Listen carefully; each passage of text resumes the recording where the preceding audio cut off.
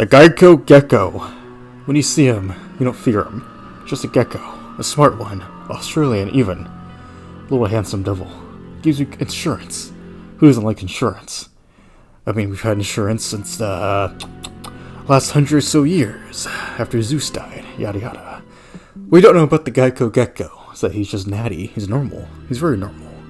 But, thing is, if you give the Geico Gecko steroids, like such as TN1, Venom, all the bad stuff, he becomes this, a hunter. In Resident Evil, the hunters are a beautiful creature made by Umbrella. Except they're not beautiful. They're everything horrible of this planet. I abhor the hunters. They are absolutely terrifying. If anyone and their older brother and their grandmother and their roommate's truck driver keeps telling you that Resident Evil is all about zombies, well, they're wrong. Baby, they're wrong. Zombies? Zombies are the cannon fodder. You go from Night of the Living Dead to Jurassic Park once the hunters arrive. These guys can one-shot ya.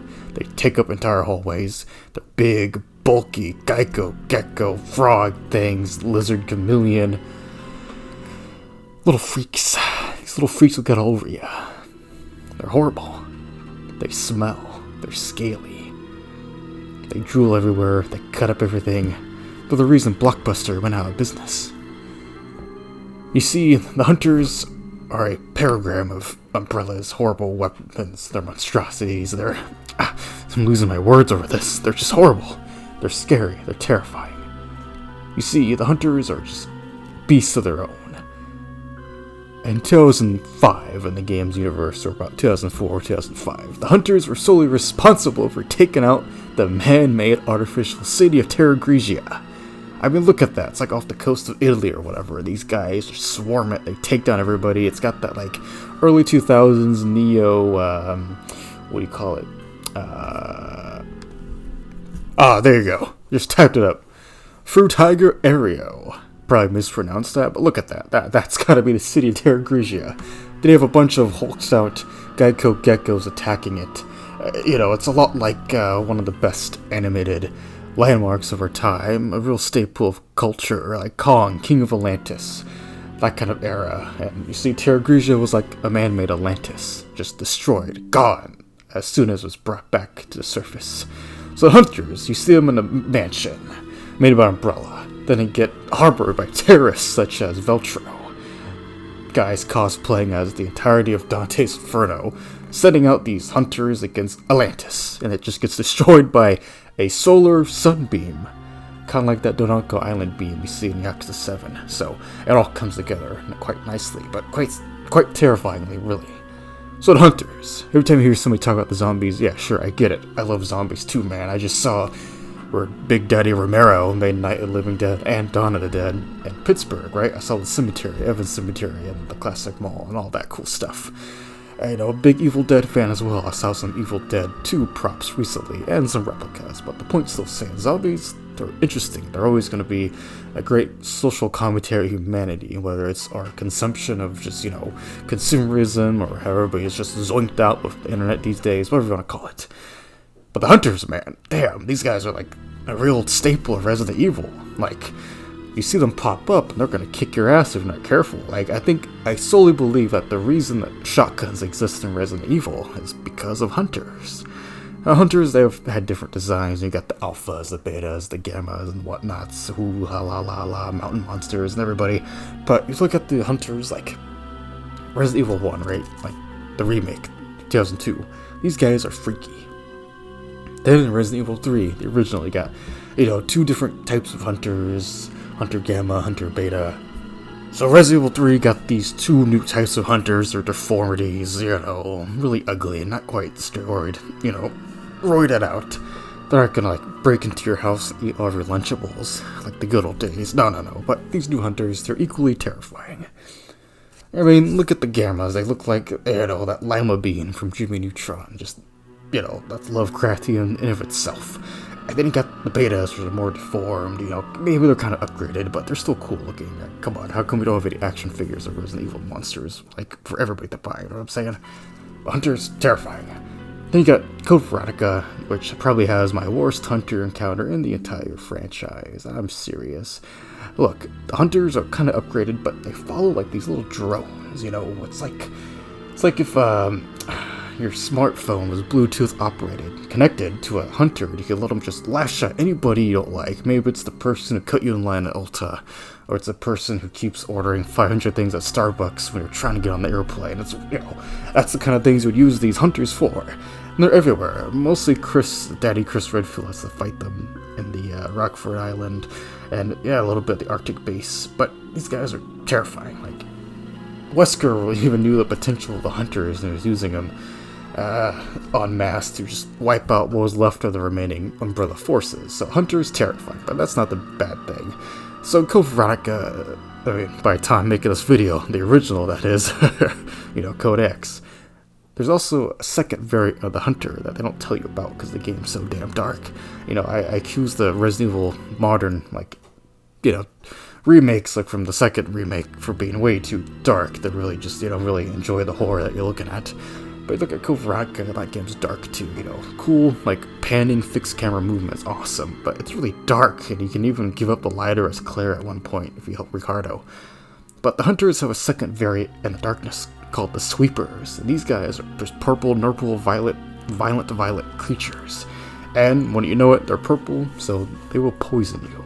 Yeah, take that. You know, you got the drone-operated hunters that are really, like, truly bioweapons, you know, being able to be somewhat controlled, and now you have these guys lurking in the dark called Sweepers that will poison you, and before you know it, your health will start depleting because, like, oh shit, I'm poisoned. You thought those moths in Code Veronica weren't bad enough, then look at the Sweepers, baby. Then you get to, I guess, you know, maybe, let's look at it as, like, universe order, right? That kind of chronological order. The Terra Grigia Panic, again, you had those hunters used by Veltro. Maybe there's kind of a Maldo reskin from the first game remake, but they're still pretty terrifying. And you get a second variant of them. And these invisible guys are called the Farfarello. Farfarello? Farfarello. Farfarello, yeah, there you go. Probably butchered that. Sorry, I'm not Italian, only been to Croatia, but not Italy. But these invisible hunters, they got spikes on them, you know, they're pretty freaky, but invisible hunters, right? If you thought the fast hunters that could just lurk at you and just chop your head off are horrible enough, then you have these Farfello invisible ones that I'm sure were part of destroying Terra Grigia as well. But look at these guys, like, hunters are invisible. We've had hunters that are poisonous, we have hunters that have giant mouths or sometimes look like a T-Rex, and just all kind of deformities across the whole franchise from even more obscure spin-offs and whatnot. Like, the hunters, man, they are beasts. Like, every time I'm playing a Resident Evil game that has them, and I just get to the part where they come up, it's maybe not so much as a total, like, oh, they look terrifying. No, it's more like the dread of, like, yeah, you're gonna get hunted. And if you don't have the right firepower, they can one-shot you, and that can really destroy a run, especially in, like, Code Veronica or Resident Evil 1, or maybe even 3, you know. If you're not ready and they just chop your head off, then it's a pretty bad game over. And like I said the analogy earlier, the zombies in these games, at least in the original era, they're not like Night of the Living Dead, Dawn of the Dead, Day of the Dead. But then once we hit the hunter part, it's like Jurassic Park, The Lost World, and whatnot. They're just more terrifying, much faster, but they put up a harder fight. And even as a guy who really likes and loves the original Dino Crisis, I gotta say, the Velociraptors in that game are beasts of their own. Even with that in mind, the hunters in Resident Evil still stand out on their own as a classic video game monster, and I'm really surprised they aren't talked about as often as I imagined they would be. I mean, look, tyrants, I get it, they're boss characters, so of course they're gonna be talked about. They're part of the reason the T-virus is the way it is. Zombies, yeah, I get it. Cerberus dogs, sure.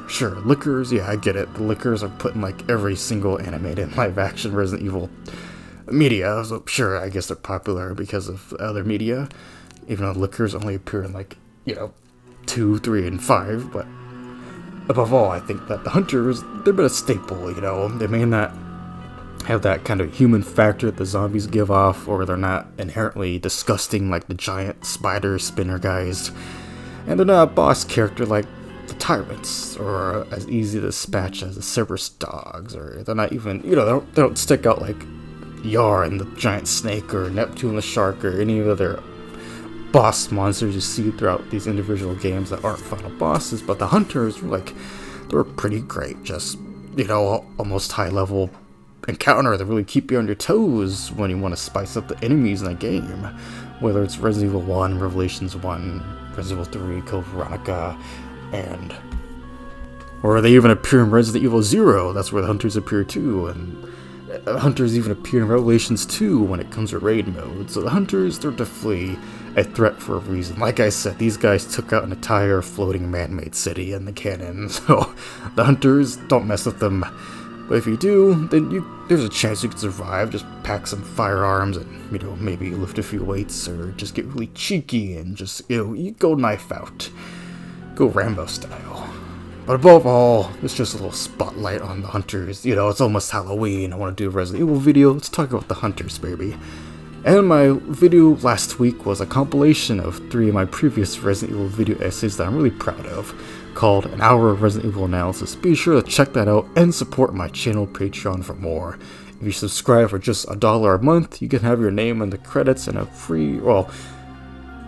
you can have your name in the credits, and you even get an episodes of my radio show. I just talk about music I like, so that just comes as a given with tier 1. If you buy any of the other tiers, you get all those rewards as well, all the previous rewards. Alright, Mr. TDF, tell me your favorite memories or encounters with these vicious geckos, hunters who like to sell you insurance, and I'll see you in the next one. Mr. TDF out.